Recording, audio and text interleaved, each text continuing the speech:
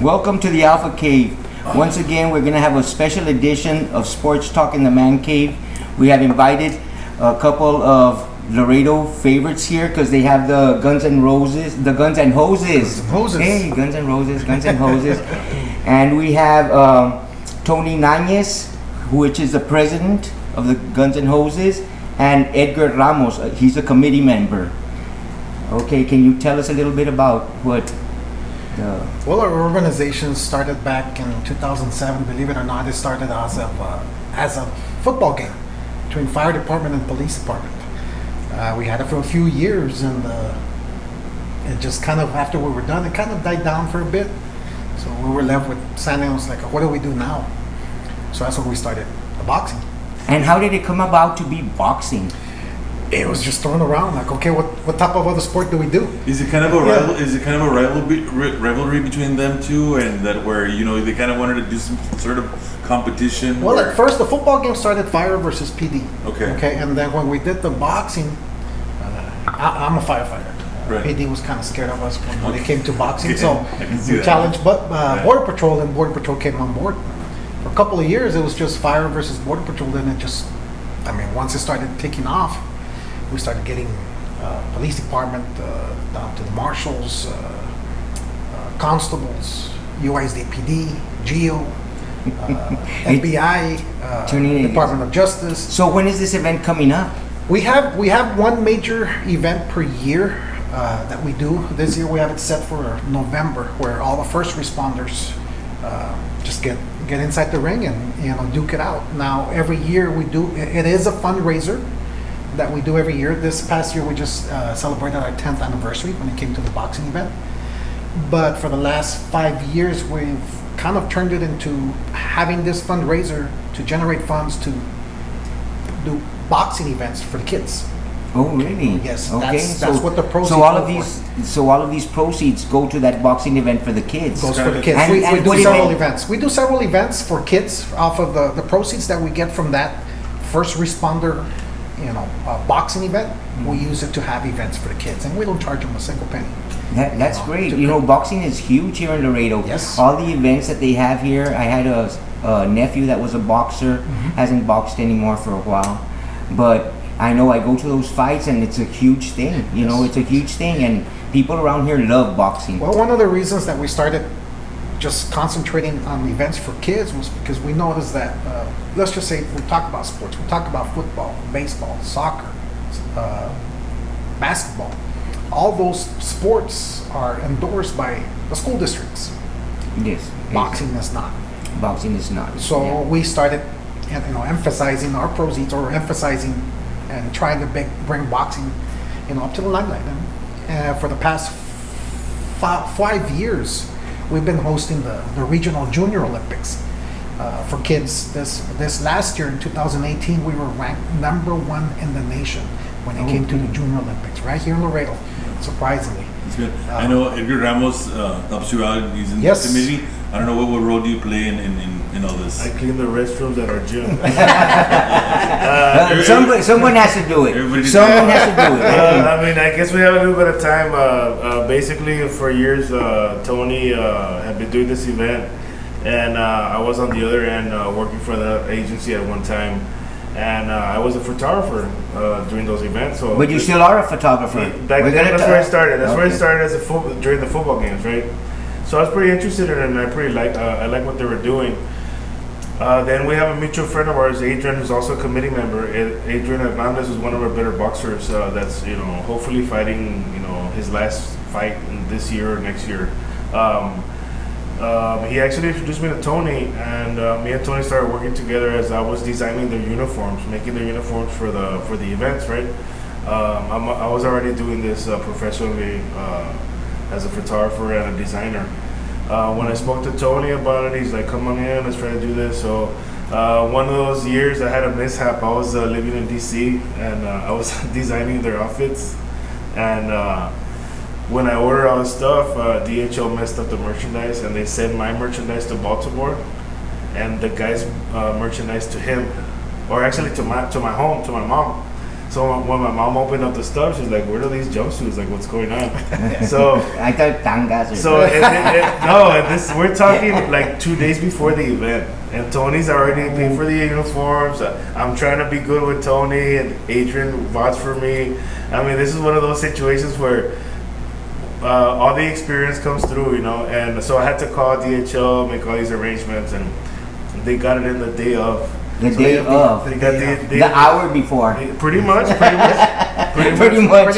So going back to this, we became pretty good friends, you know, throughout, you know, these situations, and I was starting to shoot photos for them and helping them with flyers and all this stuff, and now he's a full yeah. So now he cleans the bathrooms from top to bottom.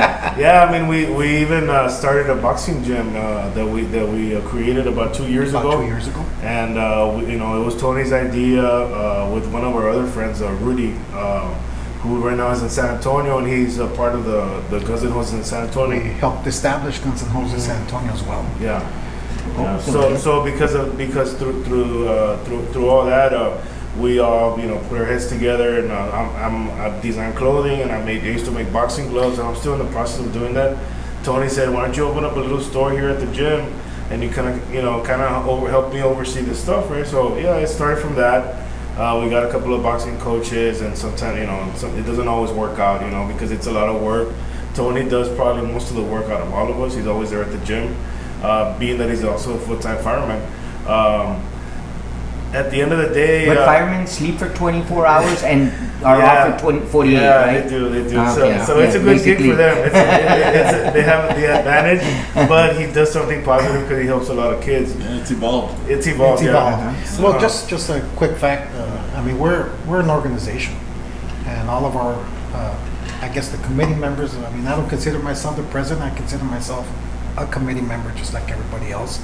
We've got inside the committee. He doesn't act like it. In the committee, there's firefighters, there's border patrol, there's ICE, there's customs. That's what the committee is made of. Just a bunch of first responders that we run not only the gym, but also the events and organize. The gym is located where? It's at 220 West Ice Theater, just right by. You know where the Harmony School is at by Dr. Ike's? Yes. Right behind it, there's a park. We're immediately right next to the park. Okay, yes, I think I know where that park is. It's by the Alma Pierce area. A little bit further. Yeah, a little bit further down. West, yes, right? a little bit further west. Yeah, I mean it's we've gotten big to a certain point that we need to expand down, but we've got a lot of kids. Some of these kids, and let me just put it to you this way. I mean, we basically survive off of the event. Some of the kids that we have, well, they can't really afford any type of athletic classes or something like that. So it's basically just come on over. And of come course, on it keeps them up the street. Exactly. The discipline, it all correlates to the classroom, and then they're better people.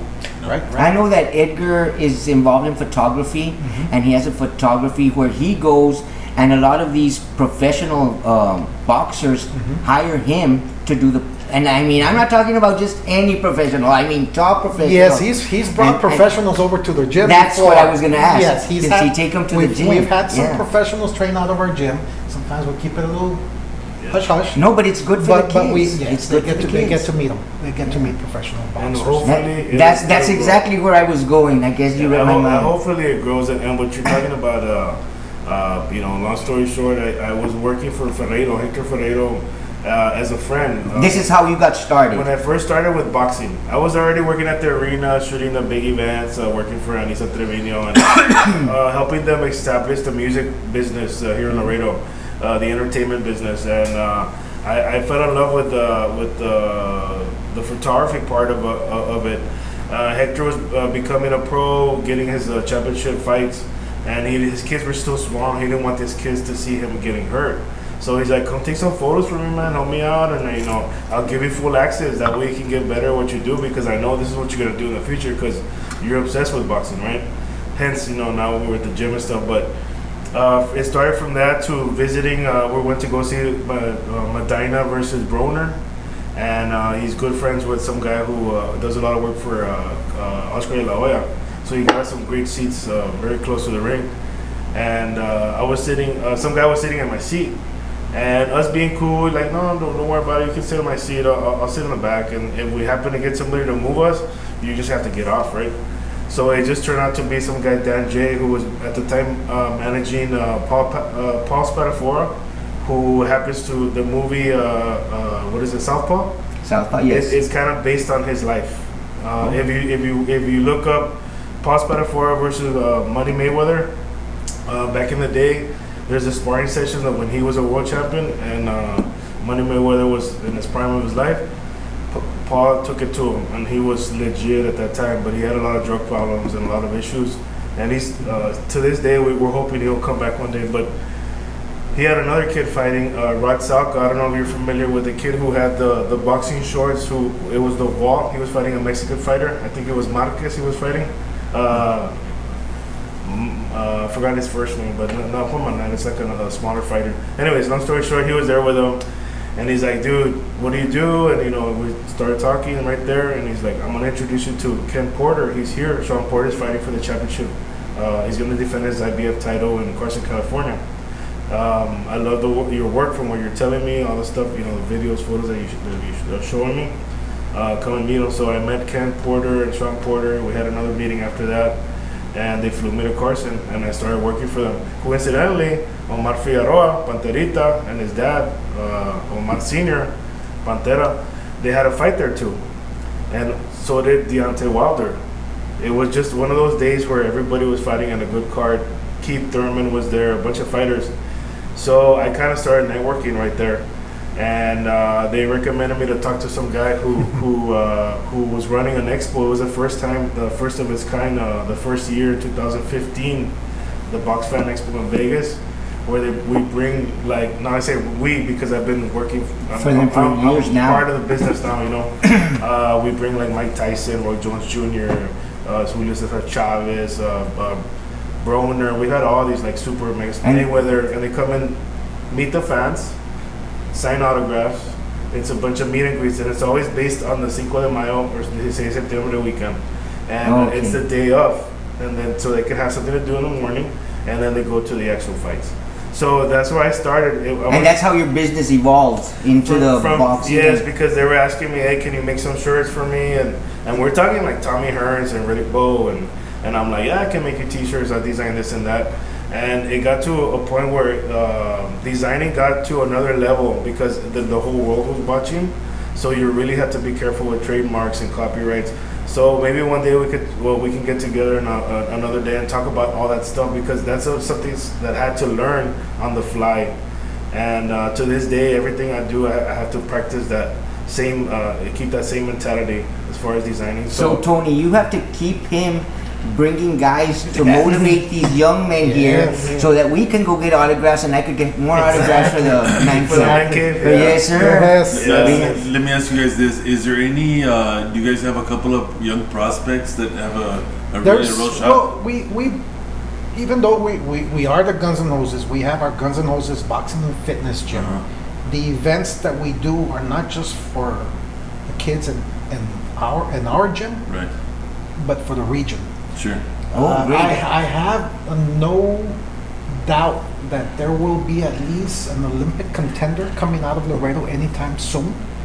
We've got some pretty good prospects. We've got some kids from Baby Joey's boxing gym. There are some kids, and all kudos to their coaches, their dads, or whoever are coaching them. Boxing Pride, their sons, they're tremendous boxers. I think one of the kids came out from Baby Joey's, his son Garcia. In fact, right now I think he's at the Olympic training. He's the Olympic training. I know that we had about 3 of them that came out in the newspaper winning championships at places. No, we're talking national championships. You're talking national championships. So yeah, you also mentioning the U.S. Junior Olympics, Junior Olympics. That's what we had the regional. This year we had. This was the 5th year that we hosted the regional Junior Olympics. What it is all over the United States. You're having these regional Junior Olympics take place. From there, they go to the state tournament, and from there, they go to the nationals. The older kids get vetted by the Team USA coaches to participate in the Olympics. So this is basically where the road to the Olympics starts. Okay, we've been, I guess, we've been collaborating with the city. They've been co-hosting with us. Without them, we wouldn't have been able to achieve what we have. So they do back you up. Oh yes, 100%. The city of Laredo helps us out All right, tremendously. City of Laredo. City of Laredo, and because it is a big thing. I mean, for the first time in Laredo history, not this Saturday, but the next, Laredo will be hosting the Texas State Tournament, Junior Olympics. Where will this be held It at? will be held at the Haynes Recreation Center, hence the City of Laredo. Okay, they Okay. support us 100%. Haynes is located It's off of Clark Boulevard, 2102 Clark's Crossing Boulevard. in the new part of Clark, close to Exactly, the Walmart. Yes, right behind it. just east of Arkansas. Yes. Yeah, and we're having it next week. And that's going to bring in people from all over Texas. All over Texas. The best of Texas will convene here in Laredo next week when it comes to boxers, young amateur boxers from the age of 8 all the way to 17. Is there a charge to go in? Yes, Is there there's a fee of $10 to go in. That's nothing. $10 is Okay. great. We do have to bid to bring them to Laredo. That's why we have to. If it was up to us, we've had events where we don't charge, like those type of events, we don't charge a single penny.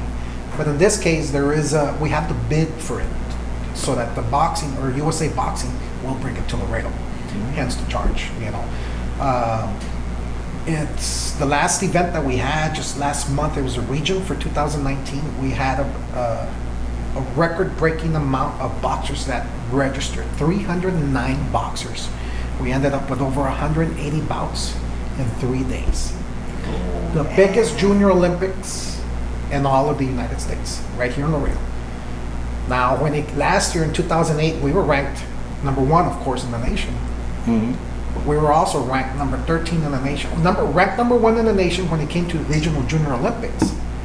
We were ranked number 13 in the nation overall of any USA boxing tournament. You're talking national tournaments, you're talking Golden Gloves, we were ranked number 13. Yeah. So it was something that we're very proud of. Yeah, that's great progress. You Yeah. know, and I've loved boxing since I was a little boy because my dad really loved boxing. So I knew every boxer, I knew everything about boxers at one time. And I know you can be a great fighter, but if you don't have it in you to work hard and get into condition, and people think that, come on, 3 rounds, 4 rounds. Hey, 3 rounds, 4 rounds, 3 minutes with those gloves, your It makes a shoulders are difference. gone, your arms are, if you're not in condition. I mean, do you all have any kids that have that drive to go the extra that you've noticed? Yes, we do. You know, our best fighters are 2 little girls that are sisters, In our gym. In our gym, and one of them has happened to be pretty fortunate that we have her because she's going to be competing at the national tournament already. As far as we know. Yeah, she competed last month in the region, and she's set to compete in the state tournament. But we were just told this past week that she's going to be unopposed. So by virtue of unopposed, she advances to the national tournament. So we're going to be taking her in maybe about 3-4 weeks from now to Madison, Wisconsin for the nationals. And things are changing. Like in MMA, I know that the girls are now the main events. Yeah. And maybe it'll get towards to the boxing. The main event could be. I'll invite you guys. Join us. Yes, Join us on definitely, that definitely. weekend. I'll be there. Feel free to pitch in and donate. I'll pitch in and donate, and I'll Join be there. us. You'll be surprised how much determination these kids have. And it breaks our hearts because it does happen. You know, some of these kids sometimes, like we tell them, once you get into that ring, sure, we as coaches are on the side, right off the ropes, but it's just really them against their opponent. That's what And it it's a is. 50-50% chance that you're either going to win or you're going to lose. Sometimes when they come out on the losing end, it breaks their hearts. They start crying. And Definitely. And they're kids, whether they're 8 years old or 16 years old. Compared to us, they're kids. So we, not only coaches, but we have to be, You gotta build counselors. build them back up. Build them back up. Right. Build them back up. So, and I think, in my opinion, that's been one of the rewards. that we receive. I'm pretty sure that you create very tight bonds with a lot of these kids. Yeah. And Yeah. these kids, when you guys are old men and you're 70, 80, these guys are still going to come and see you and, wow, that's my guy right there. That's my Well, coach. well, That's for my. us, I mean, on my end, people, when I go out and I talk to people and they know kind of what I'm doing outside the guns and hoses world, right, out of Laredo, they want to talk about the pros and like the legends, and me, I'm over here showing videos of little girls. Remember I was talking about my little fight. Look at my little fighter. Like, I think it's the most rewarding thing I've ever done, and for me, it was a surprise. It was unexpected because I expected to have a different role at the gym, but now I'm also a coach, and you know, we try to organize where we have like our days there. Who's gonna be teaching what, doing what, and concentrating on depending on what tournaments we have. And I know he's probably mostly doing most of the stuff on the business end, you know, where we have to run a gym, but we also he also has to run the organization, the Guns and Hoses, and also that comes with a regional tournament, state tournament, plus it comes with a first responder fight. And, That's a lot of work. you know how it's been for some years that boxing lost its luster because of some decisions, and people were saying, no, this is just. Do you think it's making a comeback? It is. I mean, it's never been gone, because when you're talking about the grassroots, the kids, it's always there. El corazón, Yes. it's always there. You know, I deal a lot with, Laredo belongs to, Texas has 5 districts when it comes to USA Boxing. So we belong to South Texas Amateur Boxing Association. We've gotten to know the president of STABA a lot, Mr. Martin Kaloy. I call him Hollywood. Yeah. You see him at the big fights. Oh, you'll see him. I'm sure you've seen him. Those pay-per-view events and stuff like Like that. And we those talk. things. We talk a lot, and he tells me that, you know, those big-time officials, big-time promoters, they're always asking him, why are you involved in the amateurs? Why are you involved with the kids? And he tells them, and he's told me, that's where it starts. Right. Yeah, That's I mean, exactly what boxing it has starts. always been a poor man's sport, and if Yes. we continue to evolve, where you know all of these controversies kind of just go away, you know, with what's it called, with people getting paid off and stuff like that, I think boxing can go back to where it was in the old days, you know, the days of Bobo Mancini and. But and it might have first been seen in the boxing, but now people are talking about basketball, are talking about professional football, are talking, you know, that games are bought and games are swayed by refs and games, you know, so Vegas is always there. Yeah, Vegas sees everything. I mean, Vegas sees everything. You know, it's kind of weird. I see stuff with a different eye. You know, like I'm a photographer. I see more detailed stuff. I can hear. Sometimes I'm lucky to be on the ring, and I can kind of tell when somebody's throwing a fight or something. You know, and in my eyes, so I can imagine what, you know, other people are watching. You know, and sometimes you listen to a fight and they kind of sway you because let's say Canelo's with, like, say, HBO. They're gonna use their commentary based on biased on him because they want him to win and everybody to believe to win, you know.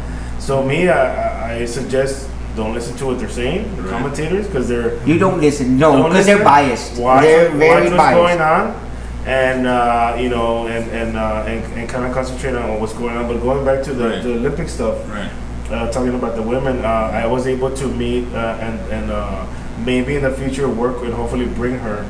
Clarissa Shields, she's a 2-time gold medalist, and she's about a 7-time undisputed world champion. She, you know, she loves the idea of what we're doing with the kids. She started in Detroit, in Flint, Michigan, where it's like there's no water and it's like she has a lot of struggles. But to me, that's who I'm looking at right now. Like, you know, we talk about what professional fighters do. I want to see her fight because, I mean, in her world, she's gonna be the greatest of all time. There's no doubt in my mind, you know. And she's only like, what, 23, 24 years old. And you know that women actually, as opposed to men, get maybe a little better and a little stronger as they go on. If you've noticed Olympic sprinters, women can go till they're older, and men have their point to where, okay, Carl Lewis, that's it, you're out. And a big these other role girls, model for these girls, I think, was Muhammad Ali's daughter, right? Or Layla. The name itself kind of, I mean, you know, You'll see if you guys join us this next weekend. You'll not see just what- us, you all join them Yes, too. join us when you see these girls box in there. I mean, that's when you're like, okay, let's just watch this one. Yeah. And they go at it non-stop. Now, I'm not saying that the other, that the young boys. I've watched Mandy from Laredo fight several times. I love the way that girl goes after it. I mean, that's what you see. That's what you see, especially in the amateurs. You see these kids, and I mean, they're little, rabbits ahí, están ahí dándose. It's just. And they it's get just crazy. hit, and they just go forward stronger. Exactly. Yeah. Yeah, and then going back to the STABA organization or the regional area, this past year we had 2 kids win championship belts. We had in the recent years we had Omar Figueroa, who's a world champion in WBC lightweight. Like he was he's still undefeated. His little brother Brandon just won I think he won the WBA Intercontinental or the WBA. It's not the Intercontinental. It's the it's not the. I forgot the title for it, but anyways, he became a world champion, and then Hector Tanaje also won the NABF championship. So And and those are our kids. Those are part those of are- the STABA area. And I'm STABA pretty sure district. you got something to do with it, and you feel it. So that's those really good. especially Brandon. He competed Yeah. in our Junior Olympics that happened here in Laredo. Yeah, and You know. for us, we want to make world champions from this area, preferably Laredo. But we're not biased. I don't We're care. not biased. I don't care. They're Eagle Pass, Yeah, Zapata, because whatever. Just for around the point of area. reference, Some- the South Texas area is encompassed from Austin, Uvalde, all the way down to the valley. So when we're talking about STABA, that's the district that we're talking about. Like I said, there's 5 districts in the state of Texas. And it's a big state. I guess the best boxers that has come out of Laredo has to be Orlando Canizales. By far. By far. His brother was great. His brother had a great punch. I mean, he almost killed Happy Laura. Yeah, Laura. I mean, he almost killed that guy, but Orlando had that style plus a punch. Okay, I'm sorry to cut you off, but Orlando's a good friend of ours, right? I looked up to Orlando, and he's become a friend. I went to college with him. We pretty much graduated together. So there's a fighter right now who's considered #1 pound-for-pound fighter in the world, Vasily Lomachenko, right? Did you hear that, David? Vasily Lomachenko, yeah. You wanted me to ask that question. But the original, they call him the Matrix. The original Matrix is Orlando Canizales. If you watch his fights, he's possibly the greatest pound-for-pound counter puncher ever. Angles, all kinds of weird angles, defensive. He created defensive angles for him to destroy his opponent. I love the way that he could be boxing, jump to your side, and all of a sudden he just has you from the side and he's punching you. You turn around and he jumps to the other. I mean, he was great at that. He was tops. So I mean, he if you defended see his that, title yes. 16 times, who nobody has ever done 16, that. 17, yeah. 16 times, I believe. 16 times. broke the record. And his IBF title, he's a Hall of Famer. We're hoping to get another one. I think it's just a matter of time. Yeah. It's just a matter of time when we get another champion. We've had one. Why not 2, 3 more? Oh no, Right? I'm more than sure. But like your cap there says, train hard or stay home. They can have all the talent in the world. If they don't train hard, it makes no difference. They're not going to get to that level.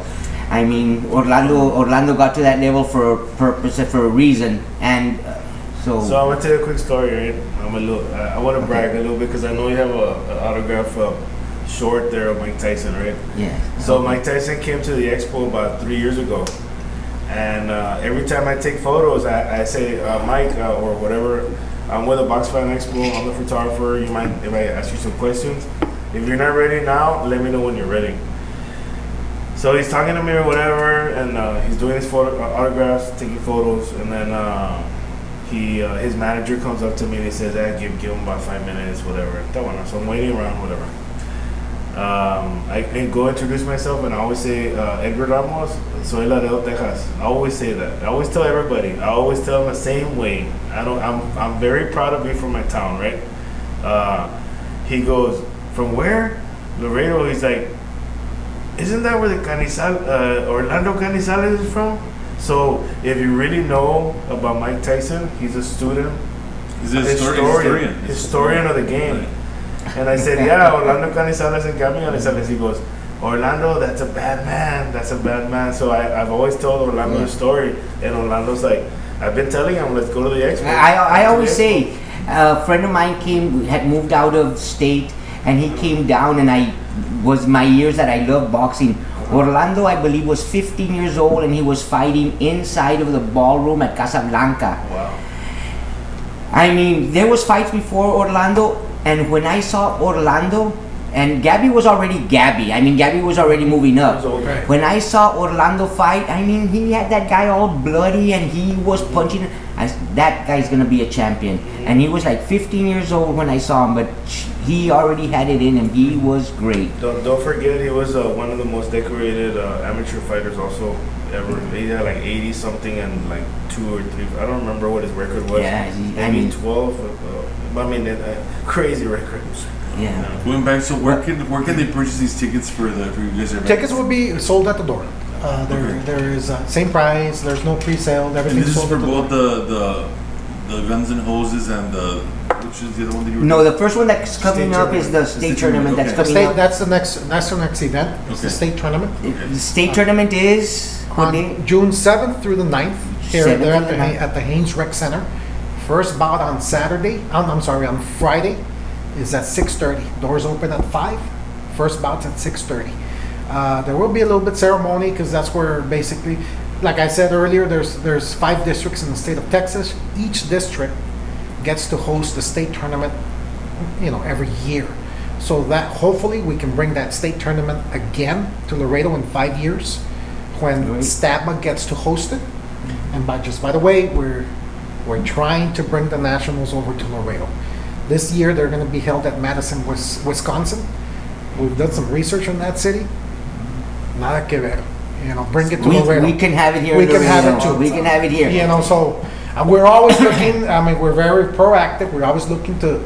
Okay, we already got this. So what are we looking at in the next 2 How can 3 we years? take Let's just get a little bit more. Let's just.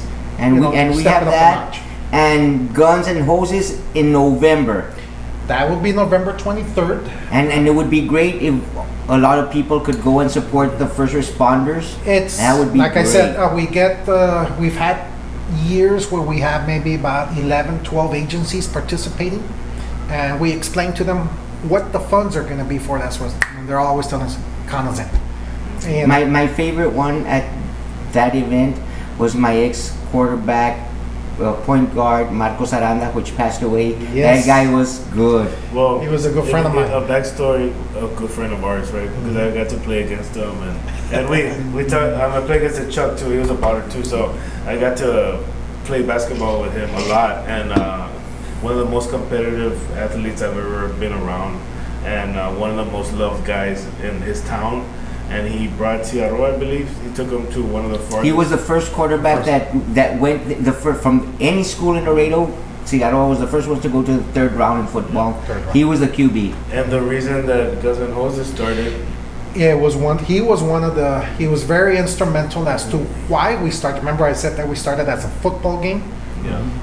We started. It was, But he was a QB, man. He's a firefighter. We have an Aranda. Let's do it, guys. we gotta win. We're gonna win. So, I mean, and true to his name, Yeah. wow. He was a winner. I mean, it's just. And you should have seen him when he was. Yeah, I mean, right. I saw him play. I went to go see him So play was with your the Guns son. N' So Hoses. was your son. Marcos didn't get injured. He just broke a little collarbone, which he didn't even complain about. Yeah. But great guy. We have 2 great people here that are helping the city of Laredo. Let's back them up. Let's go to these 2 events. It's the state tournament, the June state 7th through the tournament, 9th. June 7th, and the next one would be the Guns N' Hoses, the Guns N' November Hoses. 3rd. That happens to be the main event that we do on a yearly basis that helps us pay for the other events. Okay. So that's great. Okay, one last question for each one, since they're both really into and close to boxers. My brother wanted me to ask this question. Pound for pound, best boxer in the world right now. Errol Spence Jr. Best boxer in the world right now. I agree. Okay, there we have it. 2 guys. So That's it. Only because he beat my boy Mikey. If he wouldn't have You beat saw- you Mikey, saw that, yeah, but Mikey was underweight. Okay, Nah, he was. that's another story. He went 2 weight up. I mean, yeah, Mikey's like small. Man, he's a small guy. I know both of them.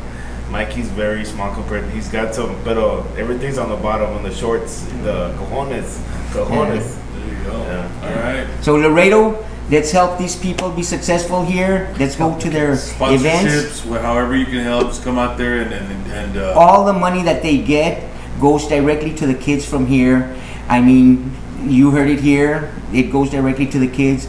Let's help our community do good.